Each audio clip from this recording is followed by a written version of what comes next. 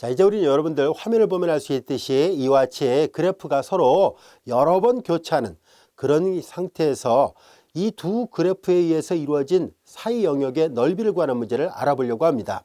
이 그림에서 보다시피 이 빨간색 그래프는 오르락내리락 하죠. 그리고 이 파란색 그래프 이렇게 지나가고 있는데요. 자, 이제 x = a부터 x = b까지 이 빨간색 그래프와 파란색 그래프에서 이루어진 그 사이 영역의 넓이를 구해보려고 합니다. 즉 S1 영역과 S2 영역과 S3 영역의 총합이 얼마인지를 알아보려고 합니다.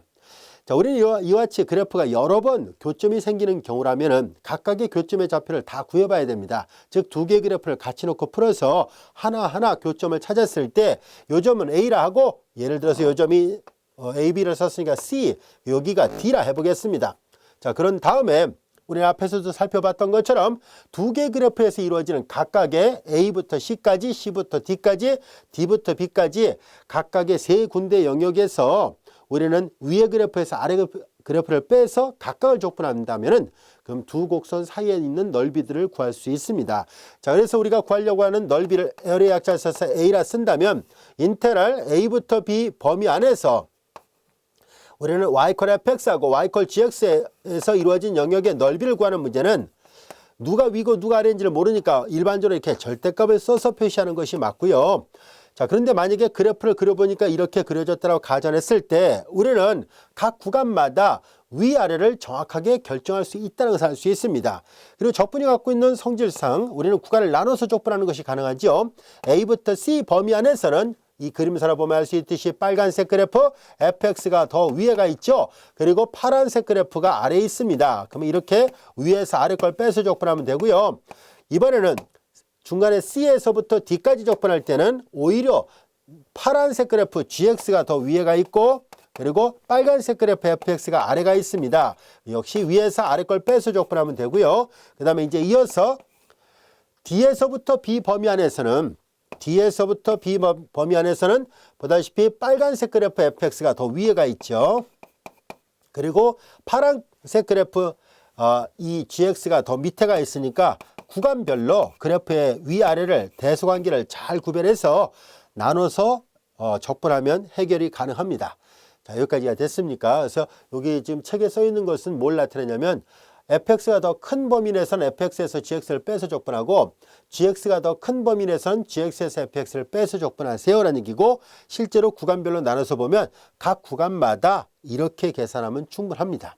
여기까지가 되셨죠? 그래서 결국은 이 넓이 구하는 문제는 항상 그래프하고 밀접한 관련이 있습니다. 그래프를 그려서 대수관계를 반드시 결정을 해서 두 그래프 사이에서 생기는 영역의 넓이를 구하려고 할 때는 위의 그래프에서 아래 그래프를 빼서 계산하면 충분합니다. 자, 그럼 구체적으로 예를 들어가면서 하나 살펴보도록 할까요? 자, 이건 이제 지금까지 설명했던 걸 요약한 것 뿐이고요. 자, 이제 다음 같은 예문 하나 살펴보도록 하겠습니다. 자, 우리는 그림을 보면 알 수 있듯이 하나는 sin x의 그래프고 하나는 cos x의 그래프입니다. 자, 이 sin x하고 cos x를 x = 0, y축이죠. x = 2분의 파이예요. 이 사이로 둘러싼 영역의 넓이를 구하시오라는 얘기인데요. 여러분들이 그림을 보면 알 수 있듯이 sin x하고 cos x가 만나는 지점이 0부터 2분의 파이 안에서 4분의 파이가 있습니다. 자, 이와 같이 4분의 파이가 있어요.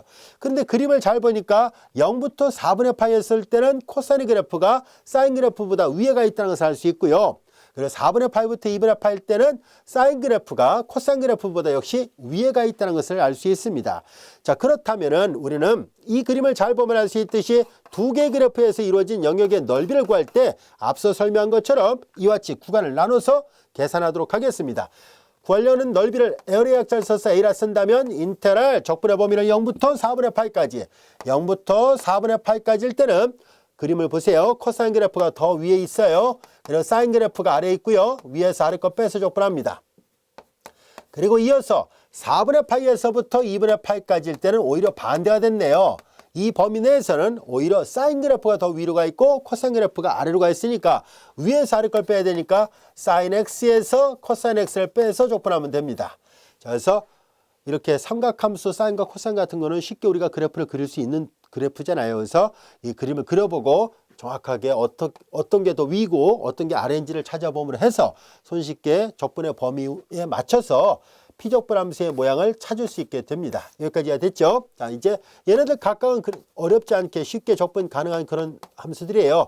자, 우리는 코사인의 부정적분은 사인이고 마이너스 사인의 부정적분은 코사인 x예요. 0부터 4분의 파이까지고요.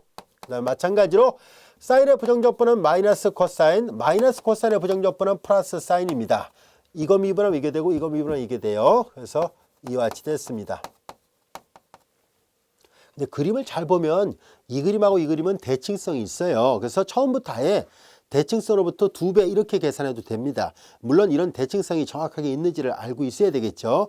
그림을 보면 알 수 있듯이 0부터 4분의 8까지 이거 적분한 값하고 이거 적분한 값은 같게 나오게 되는데요. 정말로 그렇게 되는지 한번 확인해 보도록 하겠습니다. 자, 종점을 대입하면 사인 4분의 파이는 루트 2분의 1입니다. 코사인 4분의 파이도 루트 2분의 1이고요. 0을 대입한 값을 빼야 되는데 사인 제로는 제로, 코사인 제로가 1이에요. 앞부분은 이렇게 됐네요. 자, 이제 뒷부분도 계산해 볼까요? 자, 코사인 2분의 파이는 코사인 2분의 파이가 코사인 2분의 파이가 제로예요. 마이너스 있습니다. 코사인 2분의 홀수의 파이에서 항상 제로가 됩니다. 사인 2분의 파이는 1이 될 것이고요. 자, 그리고 이제 종점을 대입한 값은 이거고요. 시점 대입한 값 뺍니다. 자, 이제 빼는 건데요. 다 마이너스가 있으니까 마이너스에서 플러스로 처음부터 쓰면 되겠네요. 자, 시점을 대입하면 코사인 4분의 파이는 루트 2분의 1, 사인 4분의 파이도 루트 2분의 1입니다. 시점 대입한 거 빼야 되는데 마이너스면서 아예 플러스로 바꾼 거고요. 0은 사실 부호가 없으니까 그냥 0이나 쓰면 돼요. 코사인 2분의 홀수의 파이 항상 제로입니다. 그래서 다 계산해 보니까 이렇게 되고 실제로 잘 보세요.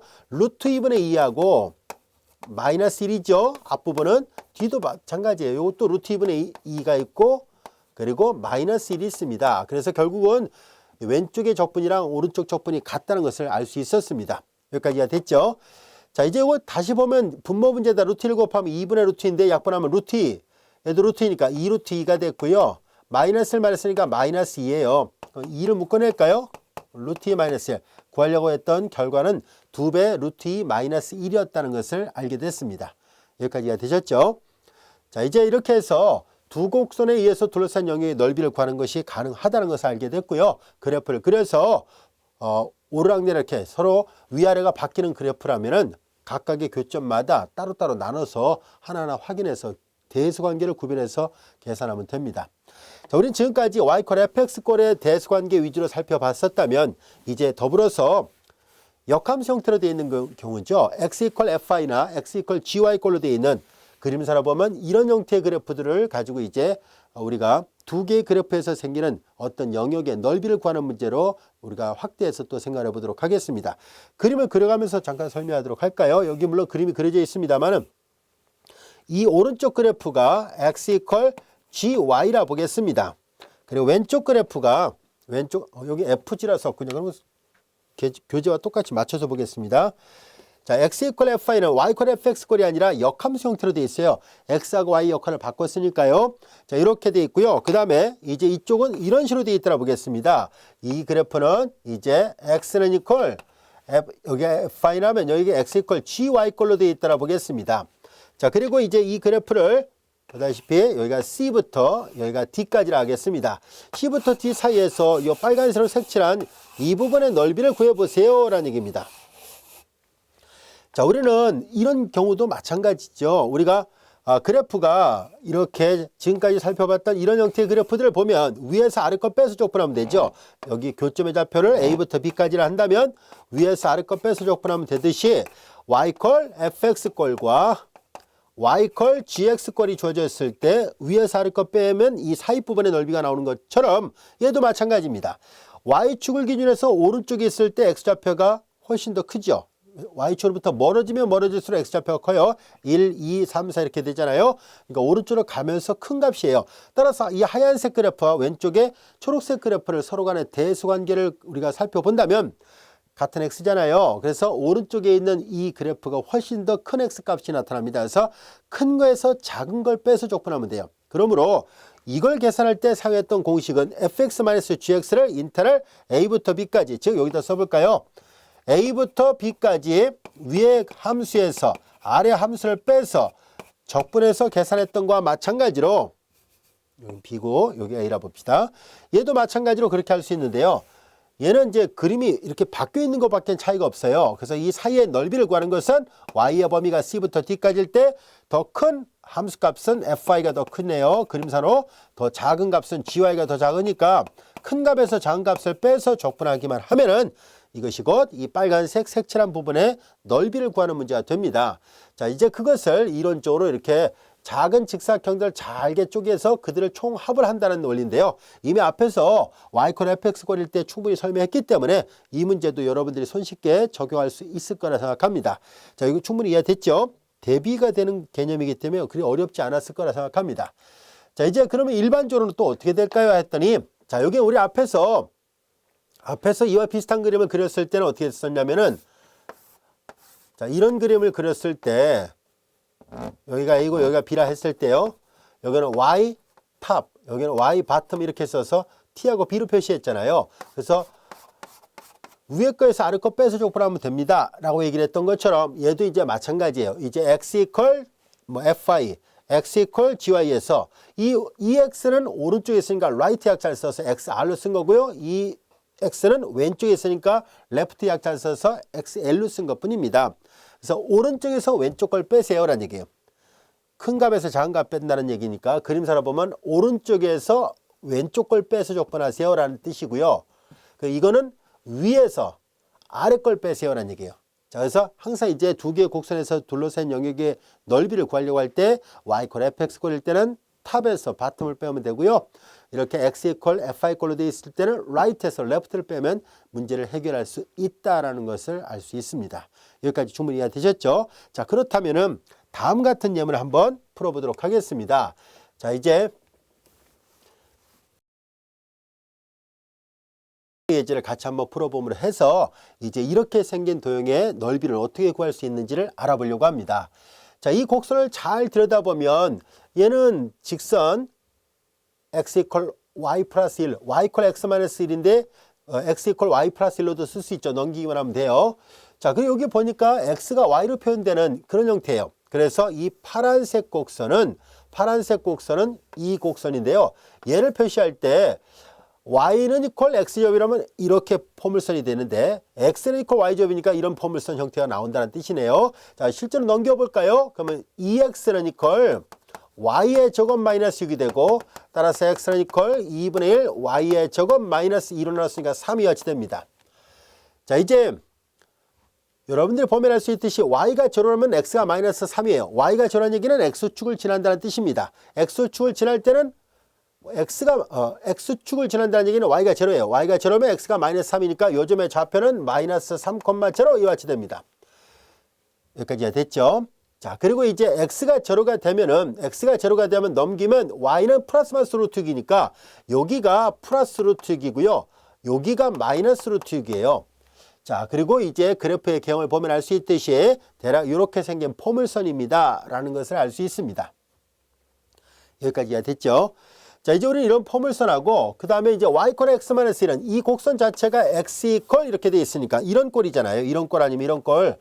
얘도 그럼 바꿀 수 있네요. 넘기면 x는 이퀄 y 플러스 1입니다.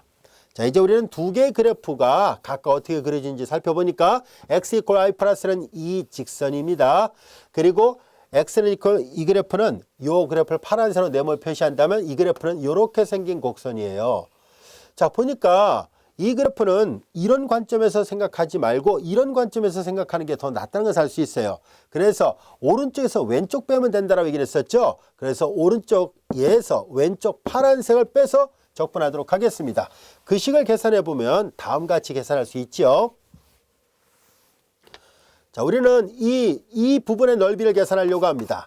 이 빗금친 부분의 넓이를 에어리어 약자를 써서 A라 쓴다면 오른쪽에서 왼쪽을 빼서 적분하는데요. 먼저 교점의 좌표부터 구해야 되겠군요. 두 식을 같이 놓고 먼저 풀어야 됩니다. 자, 두 식을 따로 같이 놓고 먼저 푼 다음에 교점의 좌표를 구한 다음에 이 교점의 좌표가 적분하고자 하는 y의 범위를 나타냅니다. 자, 둘을 같이 놓고 풀어보도록 하겠습니다.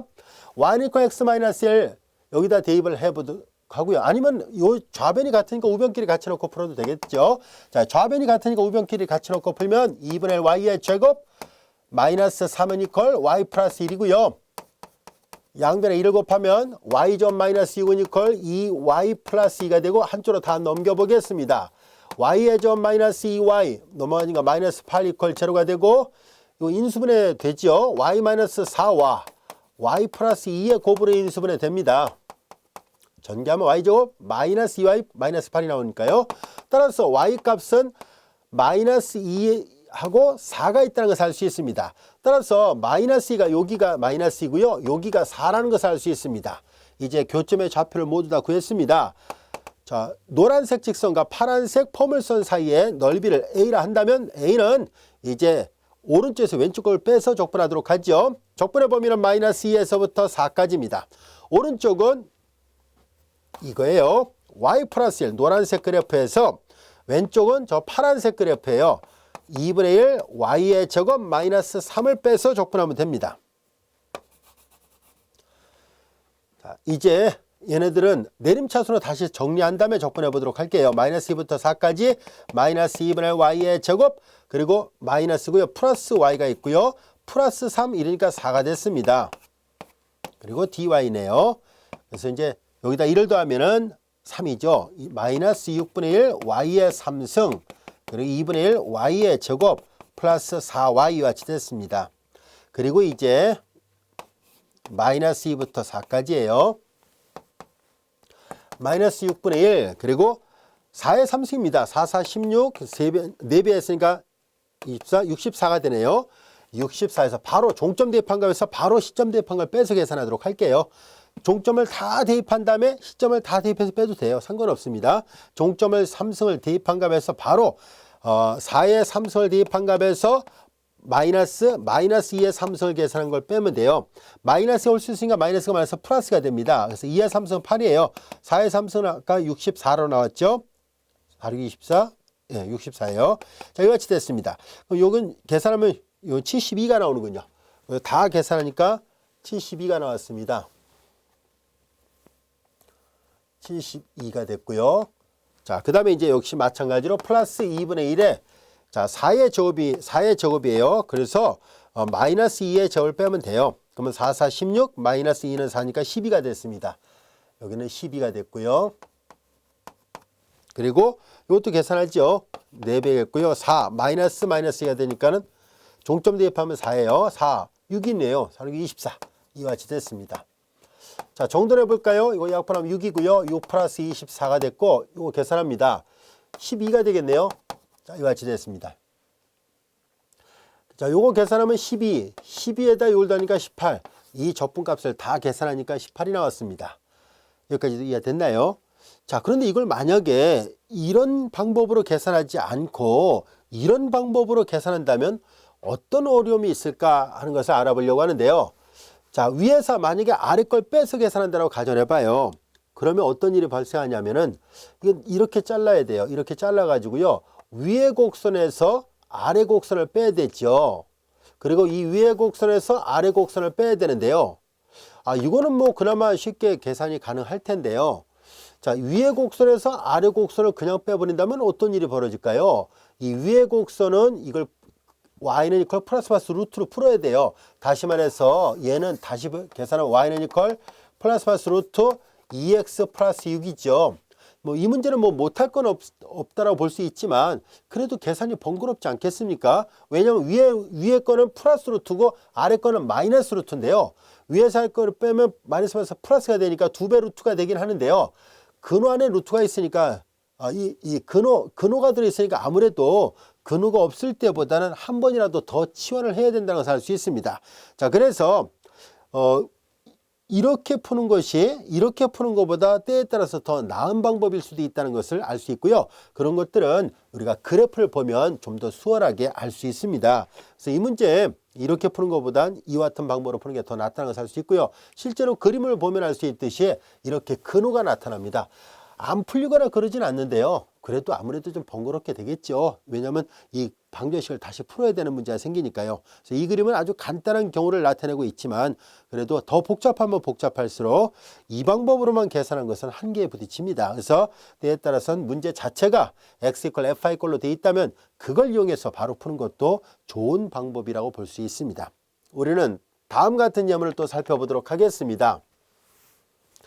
이 예문은 역시 근사값을 계산하는 문제인데요. 도표를 보면서 이해를 해야 될 그런 문제입니다. 자, 어떤 문제인지 한번 볼까요? 두 자동차의 속도 곡선이 주어져 있습니다. 두 자동차의 속도 곡선이 이와 같이 주어져 있어요. 자, 두 곡선 사이의 넓이는 무엇을 의미할까요? 라는 얘기예요. 두 곡선 사이의 넓이를 찾아보라는 얘기예요. 즉, 이 곡선과 이 곡선이 두 자동차의 시간당 속도를 나타내고 있다라고 가정했을 때 이 곡선과 곡선 사이의 넓이가 의미하는 바는 어떤 의미가 있을까요? 라는 것을 찾아보라는 얘기예요. 자, 1번은 바로 그걸 찾는 과정에서 중점 법칙을 이용해서 일단은 두 곡선 사이의 넓이를 찾아보라는 얘기고, 그 다음에 이제 이어서 우리는 하나 더 해봅시다. n이 8일 때 심프슨 공식을 이용해서도 구할 수 있겠죠. 자, 그래서 이번에는 중점 공식을 이용해서도 한번 구해보고요. 또한 더 나가서 심프슨 공식을 이용해서도 한번 구해보려고 합니다. 자, 먼저 중점 공식을 이용해서 그 값을 구해보시오라는 얘기는 무슨 말인지 한번 그림을 통해서 살펴보도록 할까요? 자, 이제 여기 보면은 자, 이와 같은 그래프가 주어져 있어요. 자, 그래서 여기는 이제 2, 4, 6, 8 이렇게 16 시간이에요. 그리고 여기에는 속도를 나타내고 있습니다. A 자동차의 속도의 그래프는 대략 이렇게 되고 B 자동차의 속도는 대략 이와 같이 그려져 있을 때 얘를 단위를 미터 퍼 세컨으로 다 바꾼 거예요. 킬로미터 퍼 아워거든요. 이걸 미터 퍼 세컨으로 다 바꾸니까 대략 이렇게 나오더라 라는 것이 알려져 있더라 보겠습니다.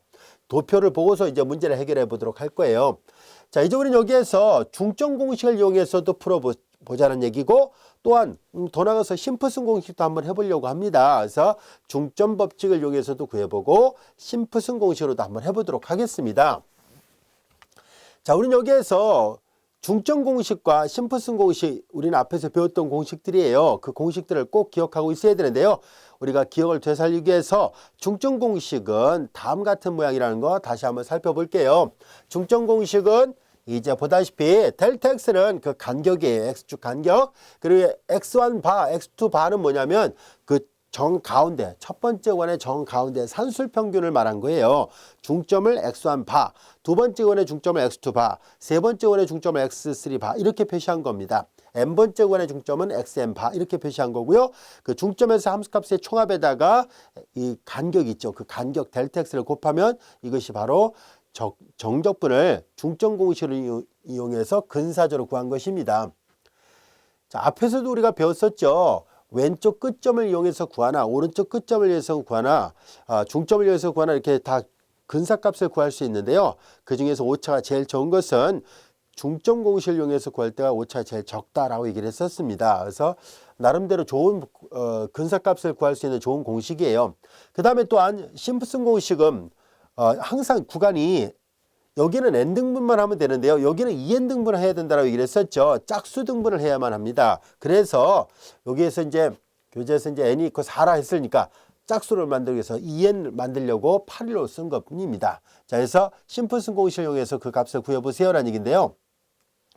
자, 여기에서 보다시피 심프슨 공식은요. 이 앞에 숫자를 기억하고 있어야 돼요. 1, 4, 2, 4, 2 이렇게 가요. 1, 4, 2, 4, 2, 4, 2, 4, 2, 4 하고 끝이 1로 가요. 1로 시작해서 1로 끝나고요. 4, 2, 4, 2는 4, 2, 4, 2 이렇게 돼요. 즉 홀수 첨자 앞에는 항상 배수가 4배로 되어 있어요. 홀수 첨자 앞에는 4배예요. 이게 짝수 등분이니까 여기가 짝수번에 끝난 거거든요. 짝수번에 이게 아까 8이라 했었으니까 그러면 n-1은 7이잖아요. 그러니까 항상 홀수 첨자 앞에는 이렇게 배수가 4로 되어 있고요. 요거는 이제 뭐냐면은 짝수예요. 짝수 첨자 앞에는 배수가 항상 2로 되어 있습니다. 이거 7이면 이게 6이잖아요. 요 앞에 배수는 2 이렇게 되어 있습니다. 그래서 1, 4, 2, 4, 2, 4 이렇게 가요. 그리고 앞에 3분의 1 델타 x고요. 자, 요 식을 각각 잘 기억을 하고 있어야 됩니다. 자, 중점 공식을 이용해서 풀 때와 심프슨 공식을 이용해서 풀 때 각각 공식이 이렇다는 것을 알고 있으니까 우리 이 식을 대입해 보도록 하겠습니다. 자, 우리는 여기에서 n이 4일 때를 먼저 계산해 보세요 라고 되어 있잖아요. n이 4니까 0부터 16을 4등분해 본다면은 하나하나의 간격이 4잖아요. 그래서 하나하나의 간격이 4예요. 하나, 둘, 셋, 넷. 이렇게 해서 하나, 둘, 셋, 넷. 4등분한 거예요. 자, 4등분 했으니까 우리는 여기 보다시피 중점 법칙을 이용해서 두 곡선 사이의 넓이를 구해보세요 라는 얘기예요.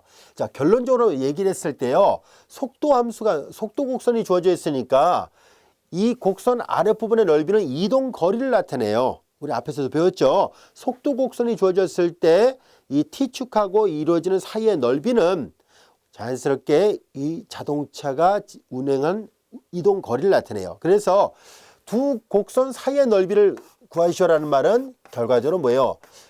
16시간이 경과할 때까지 두 자동차 사이의 그 거리의 차를 나타냅니다. 이 위에 있는 곡선 아랫부분의 넓이는 A 자동차가 운행한 거리고요. B 곡선 아랫부분의 넓이는 B 자동차가 운행한 거리인데요. 그 사이의 넓이를 구하랬으니까 각각이 운행한 거리가 있는데 그 편차잖아요. 그러니까 두 자동차 사이의 거리를 나타내게 됩니다. 이해됐죠? 자, 그렇다면 여기 보다시피 두 곡선 사이의 넓이는 무엇입니까? 라고 했을 때 거리가 돼요. 두 자동차 사이의 거리. 그 거리를 중점 법칙을 이용해서 한번 구해보세요. 라는 얘기예요. 자, 이제 우리는 그 거리를 계산할 때 자연스럽게 다음같이 계산할 수 있습니다. 위의 곡선은 VA를 나타내는 곡선이에요. A 자동차의 속력을 나타내고요. 그리고 밑에 있는 곡선이 VB잖아요. 자, 이제 이것을 여기서부터 여기까지 계산하려고 합니다. 그런데 우리는 n이 4일 때를 계산하시오라고 얘기를 했었잖아요. n이 4일 때를 계산할 때 우리가 중점 공식을 이용해서 계산하게 되면 델타 x를 계산해야 되죠. 자, 델타 x는 요 간격이 뭐예요? 4네요. 4예요. 델타 x가 4가 됐고요. 그 다음에 중점. 자, 이제 요 중점에서 함수값을 계산하는데 요 함수값은 10.4예요. 요걸 빼면 6.4예요. 근데 도표를 보면 밑에 이미 요거 계산해 놓은 게 있어요. 그들을 다 계산한 것이 바로 중점 2일 때, 6일 때, 10일 때, 14일 때 이미 다 계산해 놨습니다. 그래서 여기가 4.0 플러스 7.0 플러스 8.5 플러스 8.8이에요. 자, 이렇게 해서 중점을 이용해서 계산한 결과가 이 계산 결과가 바로 두 곡선 사이의 넓이에요. 즉 두 자동차 사이 이동 거리를 나타내게 됩니다. 그 거리를 계산한 결과가 자, 대략적으로 보니까 4.0, 7.0, 8.5, 8.5를 다 계산해서 보니까 113.2 정도 되는군요. 대략 113.2 단위는 미터예요. 여기까지가 됐죠?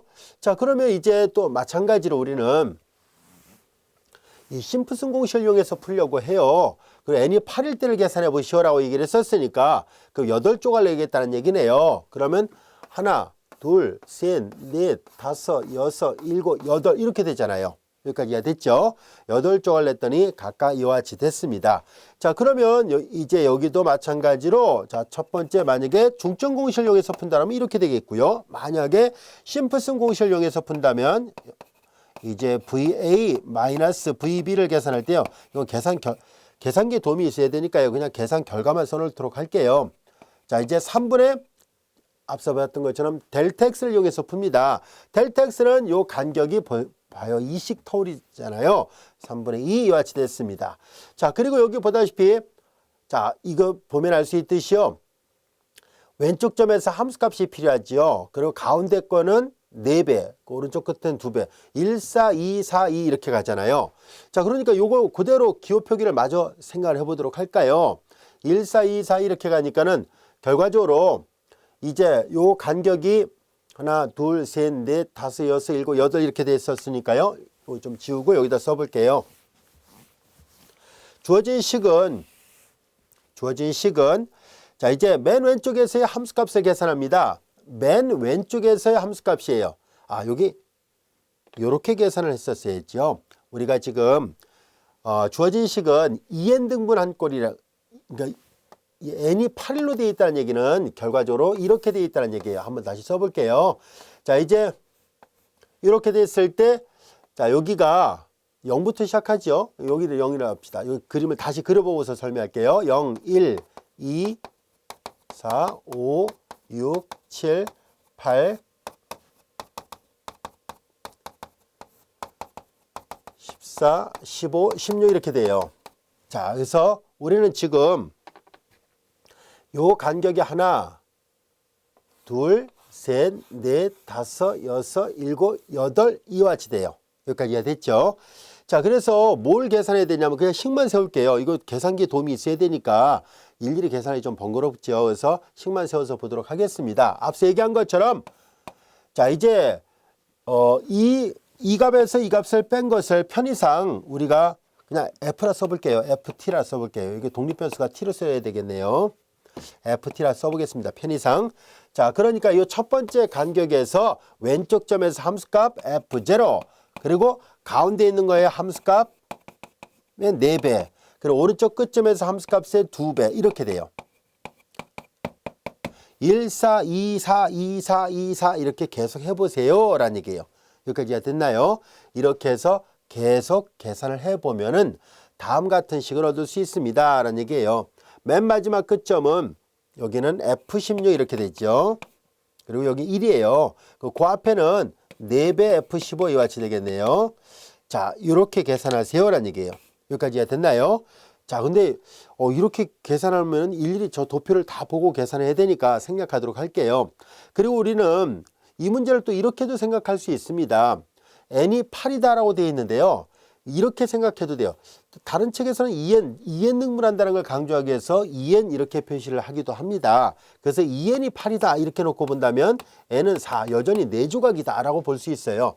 만약 그렇게 본다면 4조각이면 이렇게 되죠. 4, 8, 12, 16 아까 중점공시 하던 식으로 이렇게 되면은 그때는 이렇게 0부터 16까지 오질 않고 중간중간에 요것만 계산하면 돼요. 그래서 만약에 이렇게 2n이 8인 의미로서 생각을 한다면 그럴 때는 이렇게 계산할 수 있겠죠. 이게 더 정교한 값입니다. 그래서 만약에 이렇게 계산합니다 라고 했다면 이렇게 할 수 있습니다. 그러면은 이제 3분의 이때는 델타 x가 이렇게 자른 거니까 결과적으로 그렇게 되면 4가 되죠. 4가 되고 대신 이제 여기 왼쪽 끝점은 이걸 여전히 함수 F라 보겠습니다. 그 왼쪽 끝점은 F0가 되고 가운데 점은 이제 1이 아니라 가운데 점이 2일 때 함수값이에요. 4F2가 되겠죠. 그리고 2F4가 될 것이고 그리고 그 다음에 가운데 점은 4F6이 될 것이고 그 다음에 오른쪽 끝점은 2배 F8이 되겠죠. 그 다음에 플러스 그 다음에 여기는 4배 F10이 될 것이고 그 다음에 2배 F12가 되고요. 그 다음에 플러스 4배의 F14가 되고 플러스 이제 1, 4, 2, 4, 2, 4, 2, 4, 1로 끝납니다. 그래서 F16이에요. 그래서 이렇게 계산되죠. 이 표를 이용할 거라면 그냥 이렇게 이걸로 계산해도 돼요. 물론 얘랑 비교하면 이게 훨씬 더 정교한 값입니다. 그래서 이걸로 이제 이 표가 보다시피 0, 2, 4, 6, 8, 10, 12, 14, 16으로 되어 있으니까 0, 2, 4, 6, 8, 10, 12, 14, 16으로 되어 있으니까 뭐 이런 용도로 이 표를 보고만 계산한다고 한다면 위에 걸로 계산한 수밖에 없겠네요. 왜냐면 얘는 저 위에 곡선을 좀 킬로미터 퍼 아워를 미터 퍼 세컨으로 다시 바꿔야 되는데 저 그림만으로는 정확하게 그 수치를 찾기가 어렵습니다. 그래서 그럼 이걸로 계산하지 말고요. 그냥 이 문제 뜻을 충분히 살린다고 가정한다면 그냥 이걸로 계산한다라고 봐도 되겠네요. 봐야 되겠네요. 그렇죠? 요거 그 계산기에 도움이 있어야 되니까 생각하도록 할게요. 여기 F0 값을 이걸 FT라 놨었으니까 F0, F2, F4 이게 다 여기 있습니다. 이런 값들을 다 놓고 계산하면 근사값을 얻을 수 있을 겁니다. 이와 같이해서 두 자동차의 속도를 나타내는 함수가 주어져 있을 때 그 두 자동차 사이에 그 곡선 사이의 넓이가 의미하는 바는 두 자동차 사이의 거리, 그 이동 거리의 차를 나타내고 있다는 것을 알 수 있습니다. 여기까지 이해되셨습니까? 우리 교재에 다음 같은 생물학 분야의 응용 문제가 있습니다. 자, 여기 보면은 교재에 그림이 그려져 있죠. 이렇게 위로 볼록한 형태의 그래프가 있습니다. 이 그래프가 의미하는 바는 여기 보다시피 홍역에 대한 질병 곡선을 나타내고 있습니다. 자, 우리 그래프의 개형을 대략 손으로 그려보면 다음 같은데요. 자, 대략적으로 봤을 때 뭐 이런 형태의 그래프가 교재에 그래프가 그려져 있습니다. 이 그래프의 대략적인 윤곽을 여기 설명이 되어 있죠. 함수 ft는 이퀄 마이너스 t-21 그리고 t 플러스 1로 표시를 했습니다. 이 그래프를 대략적으로 표현해 보니까 이런 형태로 나오더라 라는 것을 알게 됐습니다.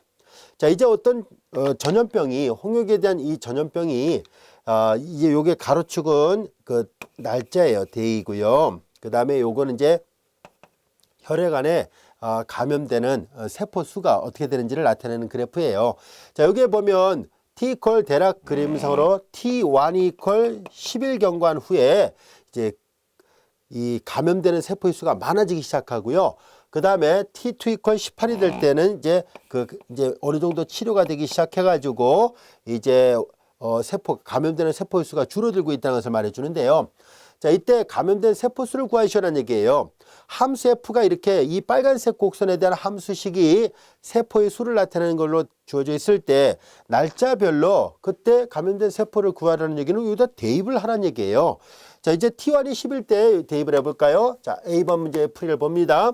T1이 10일 때 대입을 하면 마이너스 10 그리고 10 마이너스 21 그리고 10 플러스 1이에요. 그럼 마이너스 10 그리고 여기는 마이너스 11 그리고 여기는 플러스 11이에요. 자, 뭐 이거 플러스니까 이렇게 되고 11 곱하기 11이니까 1이 돼서 121 그러니까 1210 이렇게 되겠군요. 자, 이제 이와 같이 그 단위는 뭐 생략하도록 할게요. 책에 나와 있는 것처럼 밀리리터 안에 몇 개의 셀이 있는가 세포 수가 하는데 대략 이렇게 돼 있다는 것을 알 수 있습니다. 자, 그리고 마찬가지로 F18을 계산하는 것도 마찬가지예요. 여기 10이 아니라 18이에요. 즉 10일 경과한 후부터 18일이 지난 후에 그냥 이 감염된 세포가 치료가 되겠어요. 그래서 많이 이제 완치되고 있는 상태인데요. 그 그래프를 볼 때 18일째 감염된 세포 수는 그대로 대입하면 됩니다. 그럼 뭐 계산하지 않고 그냥 수만 대입해서 이렇게 푼다라는 것만 써놓겠습니다. 그리고 자, 이렇게 해서 A번 문제의 뜻은 그냥 이렇게 그래프가 주어져 있을 때 각각의 날짜별로 감염된 세포수를 찾으라는 문제는 이렇게 직접 대입해서 구하면 해결이 가능합니다. 여기까지 이해되셨죠? 자, 이제 이어서 B번 문제를 보면 감염자에 대한 전염 수준을 나타내려고 하는데요. 이 전염 수준은 이 곡선 자체가 FT 또는 이제 N으로 표시한 거예요. 그리고 이제 P1은 어디를 나타내냐면 바로 이 지점입니다. 임의의 지점은 여기라 볼게요. P1, T1, FT1 그리고 여기가 P2라 보겠습니다. 편의상 T2, FT2 이렇게 주어져 있을 때 자, 요 점하고 요 점을 잇는 직선 사이의 넓이를 그 감염자에 대한 전염 수준이라 얘기를 할 텐데요. 요거예요, 요거. 그랬을 때 직선 사이의 넓이라는 얘기니까 바로 여기가 전염 수준을 이제 계산을 하려고 할 때 요 넓이를 계산하면 됩니다. 라는 얘기예요. 자, 그렇다면은 우리는 이제 이 그림에서 보다시피 T1이 10일 때, T2가 18일 때 요 점의 좌표는 각각 T1이 11 때 10, 그리고 11 때 함수값을 계산하니까 1210이었잖아요. 1210 이와 같이 됐고 그 다음에 T2가 여기가 18일 때 그 다음에 요거에 대응하는 요 값도 마저 계산해야 되겠군요. 이 직선의 방정식 구하려면은 이 T2에서의 함수값이 필요합니다. 자, 요거 계산하면 요거는 마이너스 18 그리고 요거 마이너스 3이 있네요. 그리고 여기는 19 이와 같이 됐습니다. 자, 그럼 주어진 식은 마이너스 플러스가 됐으니까 18 곱하기 3 하면은 24, 54가 됐네요. 54 곱하기 19예요. 54에다 19를 다시 곱합니다. 그러면 45, 4고 5가 있으니까 6, 여기 2. 그럼 이렇게 되네요. 자, 이제 1026 이와 같이 됐습니다. 요거는 1026 이렇게 돼 셀스 그리고 퍼 밀리리터예요. 자, 이제 이렇게 돼서 우리는 감염된 세포 수가 각각 이렇게 차이가 있다는 것을 알게 됐습니다. 그럼 여기가 1026 이와 같이 돼요. 자, 그러면 두 점을 지나는 직선의 기울기를 계산해야 되죠. 자, 이제 B번을 구하기 위해서는 이 두 점을 지나는 직선의 기울기는 자, T2-T1이니까 18-10분의 그리고 1026에서 그래서 1210을 빼는 거네요. 그럼 8분의 자, 요거 계산합니다. 1210에서 1026을 뺀다고 보면은 이거 빼면은 이거 4가 됐죠. 그럼 9가 됐네요. 자, 이와 같이 됐습니다. 여기 8이 되겠죠. 8 이와 같이 됐습니다. 자, 그러면 주어진 식에서 마이너스 84 이와 같이 되네요. 자, 그러면 요 값을 대략 계산하면 마이너스 뭐 10점 얼마 이렇게 되겠네요. 주어진 식을 계산을 한 거를 이용하도록 할게요. 그 다 계산하니까 여기가 대략 마이너스 23이어치 되네요. 선생님이 계산을 잘못했나요? 1210, 1026. 아, 그렇군요. 선생님이 셈을 잘못했군요. 여기가 83만 있는 것이 아니라 여기 100이 하나 더 있었네요. 그래서 이와 같이 됐습니다. 이렇게 되니까 이걸 계산해 본 결과가 대략 마이너스 23이어치 됩니다. 여기까지가 됐죠. 자, 기울기가 구해졌습니다. 기울기가 구해졌으니까 지나는 점의 좌표는 이 점을 선택해도 좋고 이 점을 선택해도 좋고 상관없습니다. 그래서 이 두 점을 지나는 직선의 기울기 P1과 P2를 지나는 직선의 기울기는, 자, 이제 직선의 기울기는 y-y 좌표예요. 자, 이걸로 계산할까요? 1210이라 하겠습니다. 그리고 기울기 마이너스 23, 그리고 t 마이너스 x좌표 10으로 계산하겠습니다. 자, 이거 다 정돈을 해보니까 y는 마이너스 23t가 되고 플러스 이렇게 되면 230에다가 플러스 1210을 더하는 거죠. 1210에다가 230을 더하니까 1440이에요. 1440이 같이 돼서 이제 우리는 이 직선을 파란색으로 표시해 볼까요? 이 파란색 직선의 방정식은 이렇게 표시가 됐습니다라는 것을 알게 됐습니다. 자, 이제 문제 뜻으로부터 우리는 이 전염수준을, 감염자에 대한 전염수준은 이 곡선과 직선 사이의 넓이를 나타낸다라고 얘기를 했었으니까 식만 세워보도록 하겠습니다. 주어진 식을 세워본다면 여기다 쓸게요. 자, 인테그랄 감염수준은 이 곡선의 방정식은 이거예요. 마이너스 t, t 마이너스 21, 그리고 t 플러스 1에서 방금 전에 계산했던 이 직선의 방정식을 빼겠습니다. 직선의 방정식을 빼면은 마이너스 23, t 플러스 1440이에요. 자, 그리고 dt가 됐습니다. 그리고 적분의 시점은 10이고 종점은 18입니다. 이거 다 풀어서 보면 이거 다항함수에 대한 적분이에요. 그리고 이걸 계산을 해보니까 여기 계산 결과가 있습니다. 이거 다 계산하니까 1877 이와 같이 됐습니다. 자, 이렇게 해서 우리는 생물학적으로 이렇게 정적분의 응용을 생물학 분야에서도 적용하는 것이 가능합니다라는 것을 알게 됐습니다. 여기까지가 되셨죠?